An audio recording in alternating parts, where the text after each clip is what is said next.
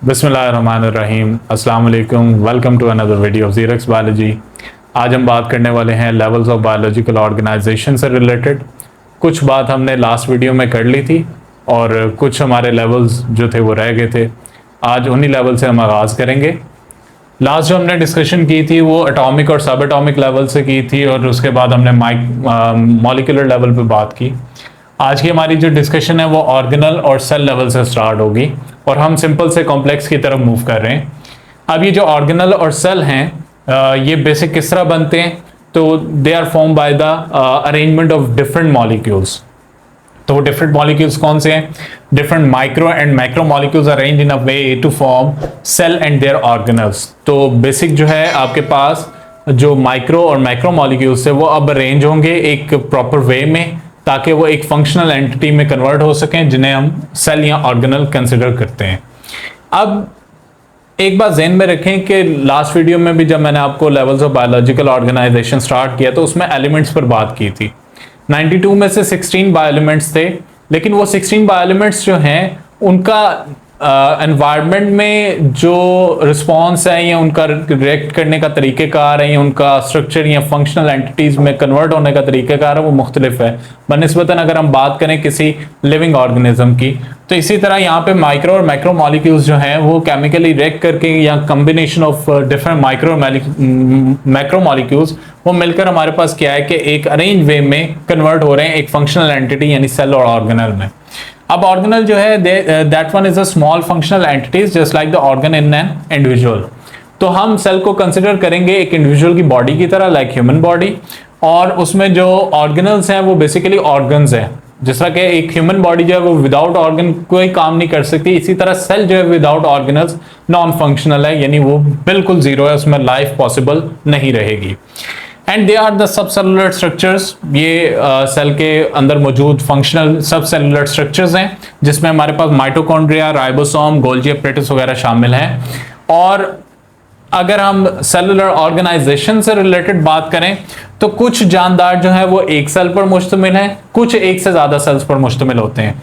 जो एक सेल पर मुश्तमिल है उन्हें हम यूनिसेलुलर कहेंगे और जो एक से ज्यादा सेल पर मुश्तमिल है वो multi cellular, just like human being. हम क्या है मल्टी सेलुलर बॉडी रखते हैं, ट्रिलियंस ऑफ सेल्स से मिलकर हमारी बॉडी बन रही है। और अगर हम यूनिसेलुलर की बात करें तो उसमें हम एग्जांपल अमीबा, पैरामीशियम वगैरह की दे सकते हैं जो कि यूनिसेलुलर बॉडीज हैं। मल्टी सेलुलर में भी हमारे पास फिर दो किस्में आ जाती है, एक हमारे पास सिंपल मल्टी सेलुलर है और एक हमारे पास कॉम्प्लेक्स मल्टी सेलुलर है। अब सिंपल मल्टी सेलुलर हम उन्हें कहते हैं कि जिनके अंदर बाकायदा तौर पे एम्ब्रियोनिक स्टेज मौजूद नहीं है, प्रॉपर ऑर्गन्स नहीं है। और जो कॉम्प्लेक्स हैं जिस तरह के ह्यूमन है इनके अंदर बाकायदा तौर पे ऑर्गन और ऑर्गन सिस्टम मौजूद है और बाकायदा तौर पे एम्ब्रियोनिक स्टेज भी ड्यूरिंग डेवलपमेंट देखने को मिल जाती है। अब टाइप्स ऑफ सेल की बात कर दूं तो हमारे पास क्या है कि दो इकसाम है सेल की, एक प्रोकैरियोटिक सेल कहलाते हैं जिन्हें हम प्रिमिटिव काइंड कहेंगे और दूसरे हमारे पास यूकैरियोटिक सेल हैं जिन्हें हम एडवांस काइंड ऑफ सेल्स कहेंगे। प्रिमिटिव और एडवांस में जो मेजर फर्क है वो मेम्ब्रेन बॉन्डेड ऑर्गेनल्स का है। इनके अंदर मेम्ब्रेन बॉन्डेड ऑर्गेनल्स नहीं होती जो प्रिमिटिव काइंड यानी प्रोकैरियोटिक सेल्स हैं, और जो यूकैरियोटिक सेल्स हैं इनमें मेम्ब्रेन बॉन्डेड ऑर्गेनल्स मौजूद होती हैं जस्ट लाइक माइटोकॉन्ड्रिया, आपके पास क्लोरोप्लास्ट वगैरह उसके अंदर शामिल है। अब एक दर्जा और आगे चलते हैं सिंपल से कॉम्प्लेक्स की तरफ, तो हमारे पास आ जाता है जी टिश्यू लेवल। अब टिश्यू लेवल पे अगर बात करूं तो हमारे पास क्या है कि that is the group of similar cells organised in a form of loose sheet bundles form a tissue. तो एक टिश्यू लेवल कब बनता है कि जब सिमिलर फंक्शन करने वाले सेल्स जो हैं वो इकट्ठे हो जाते हैं। जब वो इकट्ठे होते हैं या तो एक बंडल या लूज शीट की शक्ल इख्तियार कर जाते हैं और वो मिलकर हमारे पास क्या है टिश्यू बनाएंगे। अब टिश्यू की एक खसूसियत है, वो खसूसियत क्या है? They are particular in function. ये अपने फंक्शन के लिहाज से बड़े मखसूस हैं। वो मखसूस किस तरीके से हैं और उनकी क्या एग्जाम्पल है? तो सिंपल हमारे पास सबसे पहला जो है वो मसल टिश्यू है। और मसल टिश्यू देखा जाए तो they only have function to contract, तो इनका काम जो है वो कॉन्ट्रैक्शन से रिलेटेड है। इसी तरह ग्लैंडुलर टिश्यू की बात की जाए तो they function as a secretory part या सेक्रेटरी टिश्यूज, तो ये सेक्रेशंस में अपना किरदार अदा करते हैं। और जाइलम और फ्लोएम टिश्यू की बात की जाए तो they help in the conduction of water and food. तो इस लिहाज से अगर आप देख रहे हैं तो हमारे पास ये डिफरेंट टाइप्स ऑफ टिश्यूज के मैंने नाम लिए और हर टिश्यू का काम एक दूसरे से मुख्तलिफ है। ना मसल टिश्यू जो है वो सेक्रेशन में हेल्प कर सकता है, ना ग्लैंडुलर टिश्यू जो है वो कंट्रैक्शन में अपना किरदार अदा कर सकता है। तो टिश्यू लेवल से अगेन हम अब मूव करने लगे हैं more complex level of organization की तरफ, तो हमारे पास organs and organ system level आ जाता है। अब इसमें क्या है कि ऐसे टिश्यूज जो कि हैं डिफरेंट एक दूसरे से but they have related function, they form an organ. अब ऑर्गन लेवल की अगर मैं बात करूं तो टिश्यू लेवल तक कुछ जानदार जो है उसमें फॉल करते हैं, यानी सिंपल मल्टी सेलुलर तक, लेकिन जिस तरह हम ऑर्गन लेवल पर पहुंचते हैं तो उसमें आके हालात बदल जाते हैं। और एक बात और ज़हन में रखने वाली है कि टिश्यू लेवल में भी सिर्फ वही जानदार आएंगे जो कि मल्टी सेलुलर हैं। यूनिसेलुलर सिर्फ सेलुलर लेवल तक जो है उनके अंदर फॉल करते हैं कैटेगरी में, उससे अगले लेवल जो है वो उनके लिए नहीं बने। तो ऑर्गन लेवल पर अगर आऊं तो यहाँ पे हमारे पास ज्यादातर जो कैटेगरी बिलोंग करेगी वो कॉम्प्लेक्स मल्टी सेलुलर की है, लेकिन इसमें भी थोड़ा सा हमें देखना पड़ेगा प्लांट्स और एनिमल से रिलेटेड। और प्लांट्स की बात करूं तो प्लांट्स एनिमल से कम कॉम्प्लेक्स हैं और उनमें बाकायदा तौर पे ऑर्गन सिस्टम लेवल नहीं है। ऑर्गन लेवल है बट वो भी वेल डिफाइंड ऑर्गन लेवल नहीं कहलाता। उसमें मैं आपको इस तरह बता देता हूँ कि प्लांट्स के बेसिक 3 ज्यादातर कोट किए जाने वाले ऑर्गन्स हैं। अदरवाइज आपके पास फ्लावर भी उसका पार्ट है जो कि ऑर्गन के तौर पे कंसिडर किया जाता है। तो रूट, स्टेम और लीफ एंड हम उसे फ्लावर कह लेते हैं। तो रूट का काम एब्जॉर्प्शन ऑफ वाटर है, एंकरेज प्रोवाइड करना है, स्टेम सपोर्ट प्रोवाइड कर रहा है, लीफ का काम फोटोसिंथेसिस है, फ्लावर रिप्रोडक्शन में हेल्प कर रहा है। तो ये 3 बेसिक इसके अंदर मेजर टाइप ऑफ ऑर्गन्स मौजूद हैं, बट एक प्रॉपर ऑर्गन सिस्टम की बात की जाए तो वो प्लांट्स में आपको नहीं मिलेगा। इधर एग्जांपल मैंने स्टमक की मेंशन किया है, तो स्टमक भी 2 किस्म के टिश्यूज का मजमूआ है, बट अगर देखा जाए तो they have related function. Related function क्या है कि स्टमक के अंदर प्रोटीन को डाइजेस्ट करवाना। तो मस्कुलर टिश्यू जो है इसमें मोस्टली स्मूथ मसल्स मौजूद होंगे जो कि कॉन्ट्रैक्शन और रिलैक्सेशन के थ्रू फूड को जितनी भी गैस्ट्रिक जूस या एंजाइम्स हैं उनके साथ अच्छे तरीके से मिक्स करेगा। और सेक्रेटरी एपिथेलियल टिश्यू का काम जो है वो गैस्ट्रिक जूस सेक्रेट करना होगा ताकि जो खाना आपके स्टमक में पहुंचे उसके अंदर से प्रोटीन को डाइजेस्ट किया जा सके। फिर देखा जाए तो organs are part of well defined system to carried out a single process और फंक्शन, तो they become a organ system. तो ऑर्गन सिस्टम कब बनता है कि जब ऑर्गन्स जो हैं ये एक सिस्टम में का हिस्सा बनकर एक सिंगल फंक्शन या प्रोसेस के अंदर क्या अपना किरदार अदा कर रहे होते हैं, कि जिसके अंदर एग्जांपल हमारे पास डाइजेस्टिव सिस्टम की है। तो अगर डाइजेस्टिव सिस्टम को देखा जाए तो उसके अंदर डिफरेंट ऑर्गन्स जो वो अपना रोल प्ले कर रहे हैं, बट उनकी डेस्टिनी सेम है। डेस्टिनी क्या है? टू डाइजेस्ट दैट फूड जो कि हमारी बॉडी में जा रहा है। वो ऑरल कैविटी से अगर स्टार्ट करें तो ऑरल कैविटी में आपका कार्बोहाइड्रेट डाइजेस्टिंग एंजाइम है। स्टमक तक आए तो स्टमक में हमारे पास प्रोटीन डाइजेस्टिंग एंजाइम्स हैं। फिर हमारे पास स्मॉल इंटेस्टाइन को देखा जाए, लार्ज इंटेस्टाइन को देखा जाए, तो ये बेसिक जो है डाइजेशन एब्जॉर्प्शन ऑफ फूड में क्या है अपना किरदार अदा कर रहे हैं। तो ये एक बाकायदा तौर पे एक सिस्टम बनाते हैं जिसे हम डाइजेस्टिव सिस्टम कहेंगे। अब डाइजेस्टिव सिस्टम से जब हम आगे मूव करते हैं तो हमारे पास एक इंडिविजुअल लेवल आता है। और इंडिविजुअल लेवल किस तरह फॉर्म होता है? By the different organs and organ system assemble together to form an individual. अब इंडिविजुअल एक फर्द को कहा जाता है और फर्द जो है they belongs to the specific species.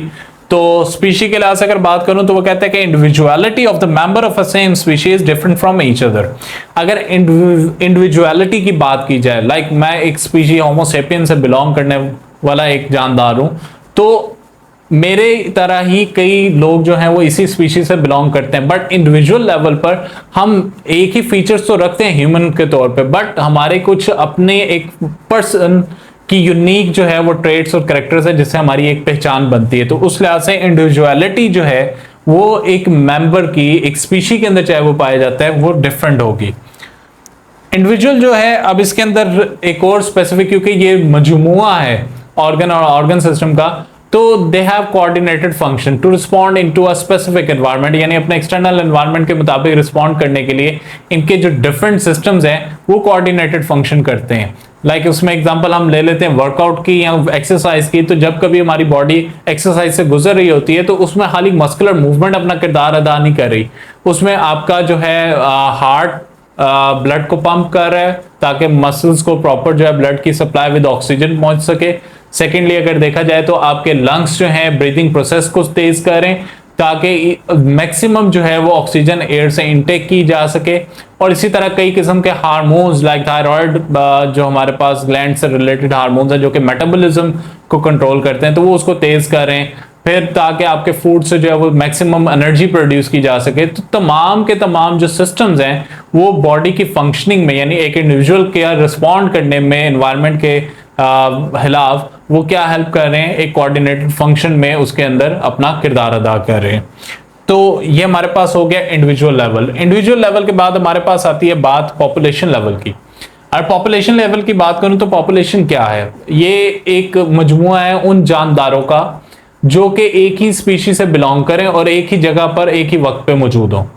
उसमें पॉपुलेशन लेवल में अगर बात करें तो पॉपुलेशन एक छोटे रीजन में भी हो सकती है, वो चाहे एक रूम से आप स्टार्ट ले लें, उस रूम में मौजूद नंबर ऑफ पीपल आप काउंट कर लें, वो उसकी उस स्पेसिफिक एरिया की पॉपुलेशन बन जाएगी। फिर आप एक सिटी की पॉपुलेशन कंसिडर, फिर कंट्री की कर सकते हैं। इसी तरह पूरे ग्लोब में पॉपुलेशन जो है एक स्पीशी की कंसिडर की जा सकती है। फिर पॉपुलेशन के कुछ सिफात हैं, एट्रीब्यूट्स हैं या कुछ फीचर्स या कैरेक्टर्स आप कह सकते हैं, जिसमें नंबर 1 जीन फ्लो है। किसी एक जानदार एक स्पीशीज से बिलोंग करने वाले का एक एरिया से दूसरे एरिया, यानी एक पॉपुलेशन से दूसरी पॉपुलेशन की तरफ मूव करना। फिर जीन फ्रीक्वेंसी है। फिर एक ही पॉपुलेशन में देखा जाता है कि कौन से नंबर ऑफ जीन्स जो है वो ज्यादा कॉमन है, उनका क्या नंबर है, किस तरह जो वो कौन कौन सी ट्रेट्स को कंट्रोल कर रहे हैं। नंबर 3 पर हम देखते हैं कि एज डिस्ट्रीब्यूशन क्या है, यानी कौन से रीजन में कहाँ पे कितने नंबर ऑफ इंडिविजुअल कौन सी एज वाले मौजूद हैं। और नंबर 4 पे पॉपुलेशन डेंसिटी है कि पॉपुलेशन जो है उसकी तादाद कितनी होती जा रही है, नंबर ऑफ पीपल की उस स्पेसिफिक एरिया में।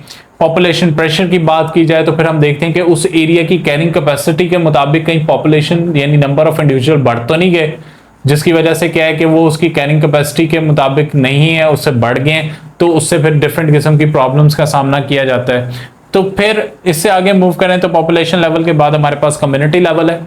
कम्युनिटी लेवल जो है इससे एक नेक्स्ट स्टेप आगे अगर हम मूव करें कॉम्प्लेक्सिटी के लिहाज से, तो that is assemblage of different. अब हम एक पॉपुलेशन की बात नहीं कर रहे, डिफरेंट पॉपुलेशन जो कि डिफरेंट स्पीशीज की हो सकती है, तो वो हम कहीं पे भी कंसिडर कर सकते हैं, एक ही प्लेस पर एक ही टाइम पर मौजूद हो। जिस तरह कि अगर हम फॉरेस्ट लैंड को देखें तो उसके अंदर नंबर ऑफ कह लें कि स्पीशीज मौजूद हैं एक ही टाइम पर एक ही जगह पर, तो ये मिलकर कम्युनिटी लेवल बनाएंगे।